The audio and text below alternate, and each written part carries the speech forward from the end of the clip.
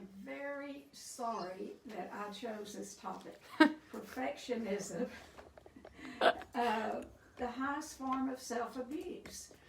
And now I've known that I had some perfectionism, particularly in the past. And so while I was doing a little research on perfectionism, you never can know too much about a topic.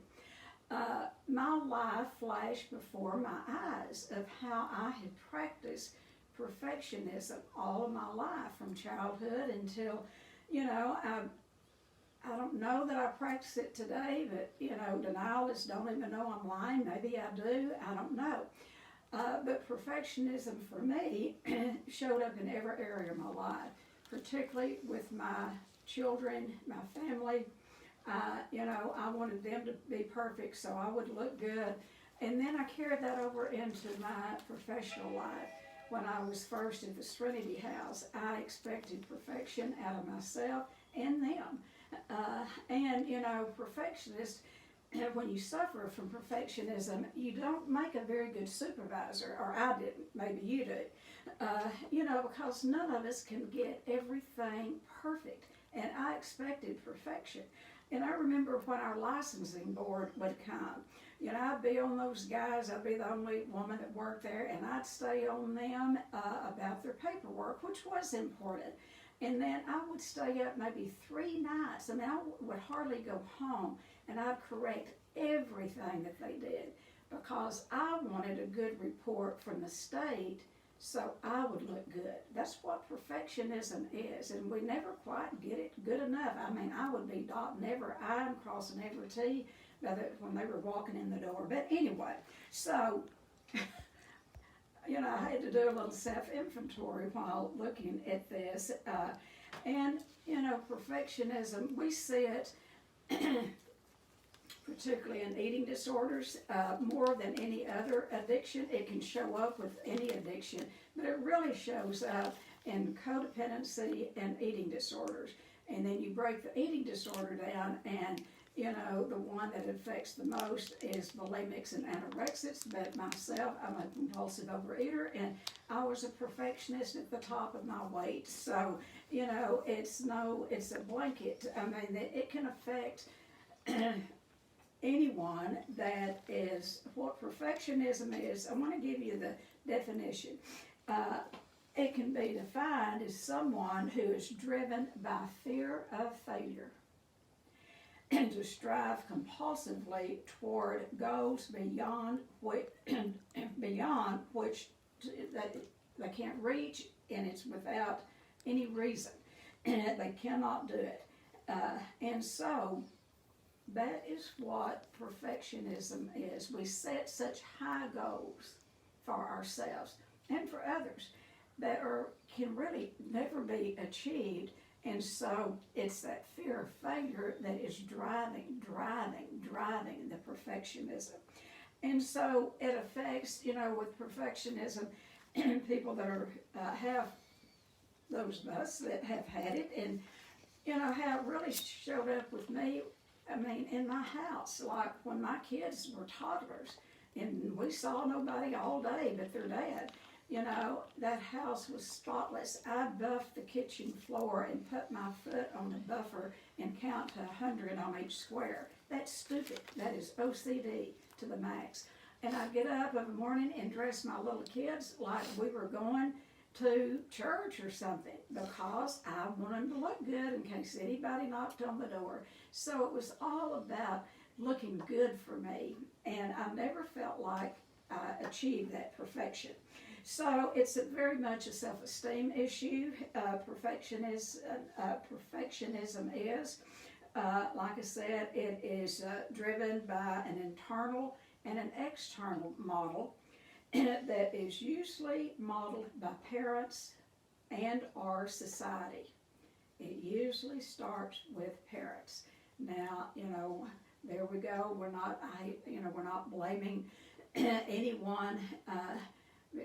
When children are raised by a perfectionistic mother, which I was, they'll either, turn out to be perfectionists themselves and strive for perfection, Or you might have one or two that rebels against that and they'll go to the other extreme. And perfectionism is like that. If we can't be the best at something, we will be the worst. One end of the other. Because a perfectionist, if they don't think they can do it and do it to their standard, they won't participate for fear of failure. For instance, games, card games, table games. And I didn't realize this, but a lot of times I've never liked to play card games or any kind of game like that because I didn't think I was smart enough and that I couldn't do it as good as my husband and the kids. That is my perfection. You know, instead of just getting in there and playing and laughing, and today I can, and that's the good news. So it's driven by, when you are raised by, and particularly eating disorder people, when you're raised by a perfectionistic mother, and you know, somehow dads get a hall pass, but now dads can do it too. I mean, many fathers expect perfection from their children. And a lot of that model can come out of if they, you know, serviceman that had been, had any kind of like high up in the military, a role of where they were used to, you know, requiring perfection from, you know, the troops, but that can transfer into that home and they'll expect that same behavior out of their children. Also ministers, now, I mean, I'm not picking on anyone, but ministers' children, a lot of times are given that idea that they have to be perfect or better than the deacon's kids or whatever, you know. So a lot of times it is modeled and expected by parents and then by society. Society loves people that are perfect and look good and all of that. And so perfectionism can bring lots of feelings of shame, anger, pain, guilt, and it carries a very high rate of suicide. And I thought this was interesting in the research I did, that there's a high rate of suicide around lawyers and doctors that are perfectionists, and if they have had something happen in their practice that they felt like they have failed and didn't do it good enough, there is a high rate of suicide. I didn't know this. There's also suicide among young people that are pushed to perfection by parents. So, you know, that's just information. You know, and it's really not a freestanding disease by itself or a behavior. You know, you don't find it in the DSM, the diagnostic tool that we use, but it's usually linked to eating disorders, like I've already said. It's linked to depression, and it can bring on depression. When you're a perfectionist and you don't think you can do it good enough, and you're not getting the approval. See, it's a lot about approval from the outside, and when you don't think you're getting that approval, that depression comes up, a lot of anxiety, and then it shows up in relationships. Bless my little husband's heart, you know, when we were dating, before we married, he wore white socks and wore shorts, wore his pants too short and didn't tuck in his shirt tail, and I thought, oh well, you know, as soon as we get married I can fix that.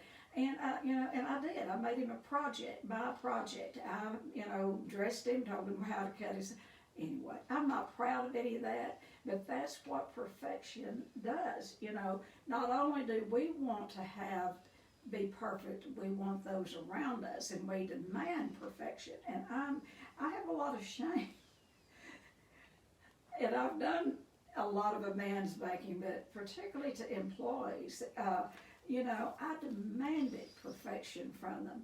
And then if they couldn't do it right, I'd give them a project and I'd walk in. If they hadn't done it, I'd take it away from them. Or maybe they were in the midst of doing it and they wasn't doing it good enough. And that is not the way to supervise people. You know, if you don't have good staff, that's on you. It's not the staff. So you train them and you give them good training, and then you give them a project, and then hands off. And if they need you, but anyway, I didn't know all that because my good feelings about myself came from the outside. So, like I said, it's not really something that's can be diagnosed, as perfectionism, but what people usually show up in counselors' offices for is depression, lots of anxiety, and then, like I said, it shows up in relationships. And then what happens is that perfect thinking, that perfectionism shows up in the thinking, and it's about physical. I mean, when someone is really into perfectionism, it's about how they look, and I'll own a lot of that. I will own it. I'm not as bad as I used to be. I mean, I'd get up of a morning, I don't care if I was going anywhere, just me and the kids. I'd put on makeup and dress like I was going somewhere. And a lot of that came from my own childhood, not ever feeling as good as. And so I was one of those overachievers, and not so much in school, but in everything else I did. And I would have been in school, except I didn't go enough, stayed home, took care of mother. And my mother would say, I had a sister 3 years older, and she would say, if I want something done really good, I have Tennie to do it. If I want it done fast, I'll ask June to do it. And that gave me kind of a one-up, and then I strived to do it the best I could, and then to do it fast, so I doubled up there. So, and it was all for approval from the outside. And so it affects us physically, it affects us, we want perfection and intellect, emotionally perfect, in order. We feel like we have to have perfectionists feel like they have to have all of that in order to be loved. If they're not good enough and not smart enough, cute enough, all of that, no one will love them, is their thought. So, like I said earlier, it's really driven by fear, and lots of fear of making a mistake. And they're overwhelmed with doubt and indecision. A perfectionist will take 30 minutes to write a 2-sentence note, rewriting it, and a lot of times wind up with one they started. But it is that, always doubting themselves, that, well, I could do this better, and then never feeling like that they've really achieved what they needed to achieve, and being very indecisive. And then most of perfectionists that I know and have treated, and myself, have high energy. Most of us are, I was born, with a lot of high energy. And I know I had a boss lady one time. I worked at a theater, and I just thought she was just God, and I wanted to be like her. She called me into her office one day, and she said, I just want to tell you, you are the neatest, cleanest, and the hardest working fat girl I have ever seen, or no, person to be a fat girl. She ended it with being fat, overweight. For me, I was a good worker, and I was neat and clean, and then I was fat, and it amazed her that a fat person could do all of that. So she quickly fell off the pedestal for me, because I think people, in general, view people overweight as lazy or not smart.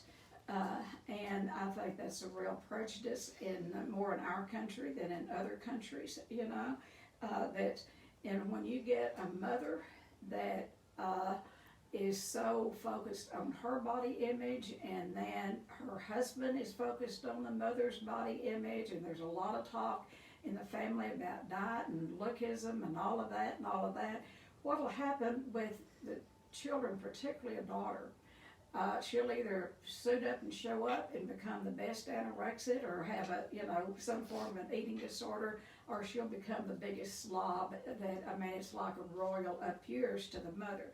They'll go one way or the other. There's no middle ground here. And so that high energy, overachiever, and perfectionists pride themselves in that. And we when we're into that, we can outwork other people, and we want other people to work like we are. And I'll tell you, there are healthy people in the workplace, and when I was in my work addiction, and that's what perfectionism can lead to, is work addiction.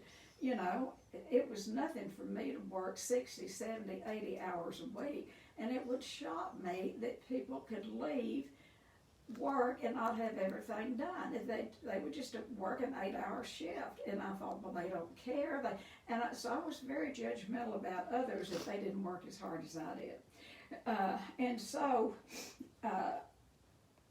over time, when you do this over and over and over and over, you get tired and you don't achieve your goal. So you can go the other way. Perfectionists will go the other way and become underachievers. And they will be as far on the other side as if they tried to be over here. Well, if I can't do it perfect, I won't do it at all. And so rage then, what happens is majority of your people that suffer from perfectionism carry a lot of rage, and a lot of this rage comes from childhood, but it can be very well hidden in performance. And then if it slips out, in the family or in the workplace, then and it's confronted by others, then you will see a blow up in denial like you have never seen. And because a perfectionist is wraps themselves in a very tight package and have a fear that sometime someone might catch on. We always have a fear of being found out. Perfectionists, by and large, feel like a fake and a phony. I've heard it over and over and over. I don't care what they achieve. Deep down, they think one day they're going to be caught and people will find out that they really don't know what they're doing. And so they, on the inside, can feel like a fake and a phony, but on the outside, they produce work like you wouldn't believe. And then their work, they demand compliments and they want, affirmations. So a lot about narcissism, being a perfectionist is, getting our good feelings, bad feelings outside ourselves. So, and they make, like I've already talked about, carry a lot of rage, and they're hard people to work with. They're most of the time in the workplace, if they're not in charge, it's hard for them to be one of the team, just one among the many. Because if you're in with a team, then a perfectionist will judge other people's work, and they may not say it to them, but they'll judge them, about why don't they do as much, and then that rage will come out, particularly if you're working in a group situation and the group can't keep up with you. A lot of times that rage will come up. I see some heads nodding. And then self-negative talk. Perfectionists, if we could look inside their head, it is so crowded with negative talk to themselves. Well, you can't do this right. Your dad said you never amount to anything. You can't, you don't know how to do this, blah. It's always that self-negative talk. And what the bottom line is, with any, and I'm calling this a process addiction. And because it goes through the addiction cycle, and it can absolutely, the 12 steps can be applied to perfectionism, and there can be healing, but the bottom line for there's usually a bottom line for any addiction, whether it be substance abuse or a process addiction. And for perfectionism, it is suicide. It is suicide because they feel like they are such failures and they can't do it good enough. And without some form of intervention, the anxiety, the OCD, many of them have massive OCD and filled with anxiety. And unless there's some form of an intervention, and if they don't get help, that's the bottom line, is withdrawn from society and suicide. And I'm not saying every perfection is someone that suffers from perfectionism kills themselves, but that is the bottom line. And it's that driven by fear of failure. And many times, it comes out of that family system. Maybe your family wasn't successful, and maybe they saw something in you, and well, she's so smart, or he makes good grades, and so they'll make you put you up on a pedestal, and they will absolutely help you become a perfectionist. So the intervention is, of course, here what we believe in, absolute, look at your family of origin, do your family of origin work, look at where it came from, and then give it back where it came from. I say this a lot, I don't know of any parent anywhere, including myself, that gets up some morning and says, well, today's the day I go screw up my kids' lives. By and large, parents have their children's best interest at heart. Now, there are sick parents. There are a lot of sick parents. My parents were sick, but they didn't intentionally say, we're going to abuse you, blah, blah, blah. They don't do that. I had to go back and do my, look at my mother's family history, where she came from, and my father's. And when I could do that, I thought, wow, no wonder I got what I got. And so do your family of origin work. And, what we recommend, and many of them on this screen have done it, is to come do a 4-day intensive. This type of thing, when you suffer from perfectionism, as long as it's working for you, you're not going to show up in a therapist's office. As long as you're getting out of perfection what you are striving for, and that is all of the bragging and the, achievements, although you never feel like you've done it good enough, you think you're fooling them. But as long as it's working for you, people won't show up in therapy. It's when it stops working and it shows up in these other ways, these other symptoms, signs and symptoms, through depression, anxiety, and they get to where they can't get out of the house because they get so overburdened. So a 4-day intensive, that work that we do here, helps to look at that family of origin and give it back and see where it came from, and then suit up and show up and start doing your own work for yourself. We can't blame whatever's happened to us on our parents. You do the work, and at some point we have to look back and say, that really shouldn't have happened to a dog, let alone a kid. But so what, now what? And then you suit up and show up in the moment, in the now, and learn to live in the now. And if that baggage comes back, if those thoughts of abuse come back, and depending on the type of abuse that you've had, particularly sexual abuse, and perfectionism is a form of abuse to children, expecting more out of a child than they're capable of giving. If it may take more work, and you keep doing the work, and peeling off the layers, to one day you'll be done, and you'll know when you're done, well, I'm done. And how you'll know that you're done is because you can stand tall autonomous with the God of your understanding, and you're going to be okay within yourself. You'll quit looking outside of yourself for validation. You'll know that, when you're doing a job well done, for you, not for someone else. And one of the things you'll start doing is having a little fun. Perfectionists have a hard time having fun. And even fun becomes hard work for perfectionists. Planning a trip, it's got to be the perfect trip. And then if it doesn't turn out perfect, then, you have a fear of being a failure, and the people going with you is going to blame it on you. If the flight's late, if this or that or whatever, if the hotel didn't turn out just exactly like you wanted it, you'll take all the blame on. So, intervention.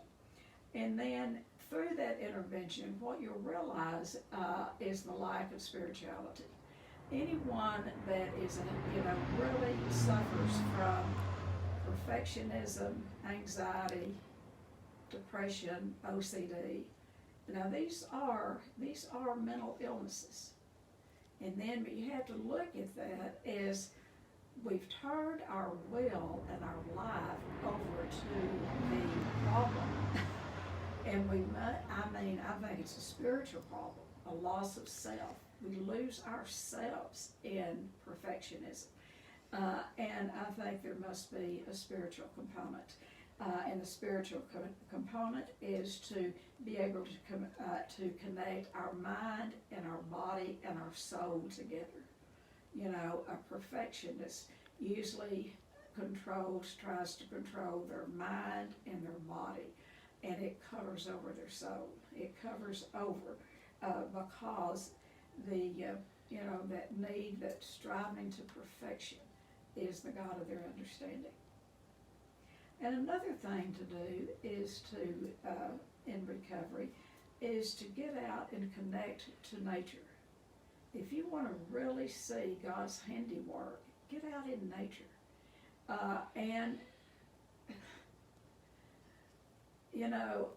I'm looking around here at the trees. These trees are looking bad. They look bad. But inside that tree, it doesn't bother them that they are looking bad now. They have no leaves on them. They look bare. And if those of us who know a little bit about plants, if we didn't know that this is a season that they are asleep, they're sleeping. If we didn't know that, we'd cut them down because they're ugly. They're so ugly right now. But come springtime, they're getting ready to burst out into springtime. Come late March, depending on where you live, early April. So if you want to learn about yourself and your process in life, go out and look at nature. We are and if God took so much time and effort to develop all these different plants and a different plan for each part of the country and what will grow here and what won't grow there, just think of how much He loves us. How much. And when we don't love ourselves to that extent, and we're never going to be able to love ourselves to the extent that God does. And I'm not preaching, this is not about religion, this is about me. He loved us enough, God did, to send His only Son to the face of the earth to teach us how to live. If you want to know how to live, go to the New Testament, look at James and Ephesians, and a lot of the big book of Alcoholics Anonymous comes out of those two books in the Bible. And you can see pictures that build up. You're writing the big book, and all around his desk is spiritual material, including the Bible, and it would be open at James and Ephesians, because that's how we were taught how to live. So we have a frame of reference of how to live. So we strive, for perfection. We look at how Jesus lived. I'll tell you, we're not going to live up to there. There was only one, and there is a God. It's not any of us. But we strive to be more, to live more in the presence of God and to be more godlike.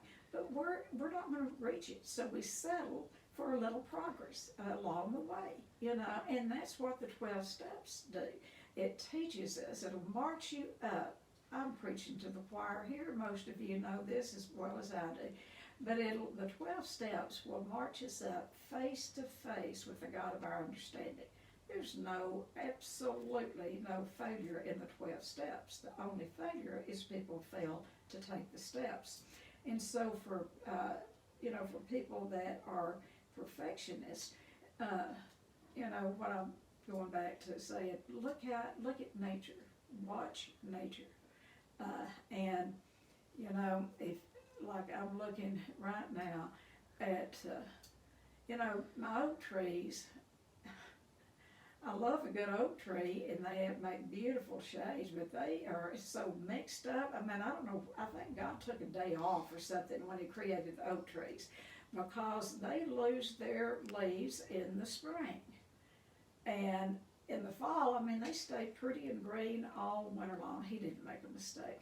But I'm just sitting here thinking about, I have a beautiful yard in the spring and summer, and the reason is, we put a lot of hard work into it, and most of what I have in this yard is perennials. And perennials is something you plant and they come back every year. They might skip a year, and that's what's so fun about perennials, because you never know what you're going to get. And it's like, looking for Easter eggs in early spring, what came up and what's going to bloom. But what I'm saying is, if you want to look at perfection, that's where perfection is in God's handiwork. And we are perfection in God's handiwork, but we don't have to strive for perfection. We're uniquely the way God made us to be. So the main thing is to develop some self-acceptance and compassion for yourself. If you suffer from perfectionism, bless your heart. I mean, I know that's a Southern saying, and I say it, I'm Southern. Bless your heart. When I say bless your heart, I mean bless your heart. Learn to love yourself. Learn to have some self-acceptance. And do an inventory of your perfectionism and look at it. And like I said, my life flashed before my eyes when I was kind of going back and doing some research. And I thought, had I not found recovery, I'd probably be dead today of some form of stress-related illness, the way I push myself. I prided myself in not having to sleep but maybe 3 hours a night. Those normal people had to sleep more hours. I could sleep 3 or 4 hours and I could work more. And I got my validation through life with my work and what I could achieve. And so then there is, so it's that self-acceptance. And self-compassion. Have some compassion for yourself. Get off of your own back. And then, with professional, there is good CBT training, therapy work that you can do. There's also EMDR helps, but you have to do the front end of the work. This is my belief. I believe in EMDR, but I don't believe in therapy starting there. I think you need to do all these other things first. And you've got to be willing. People that are perfectionists, it's like any disease, like any addiction. If we didn't get something out of it, we would not continue to do it.